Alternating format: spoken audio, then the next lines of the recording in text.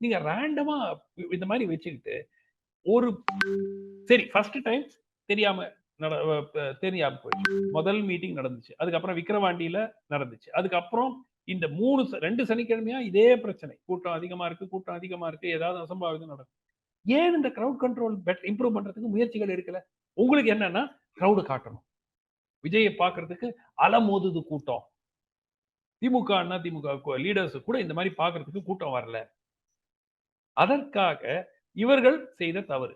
மாவட்ட ரீதியாக அட்மினிஸ்ட்ரேஷன் செய்த இப்போ தவறு நம்ம வேரியஸ் ரீசன் இப்ப நீங்களே சொன்னீங்க. வேரியஸ் ரீசன்ஸ் இருந்தா கூட இது ஒரு அடிப்படை காரணமா புரிஞ்சுக்கலாமா? இந்த இந்த மனநிலைய? இது இது ஒரு முக்கியமான ரீசன்ங்க. கூட்டம் அதிகமா அலமோதுற கூட்டத்தை காட்டினால் தான். அதனால தான் ட்ரோன்ல எல்லாம் ஃபுட்டேஜ் எடுக்குறாங்க.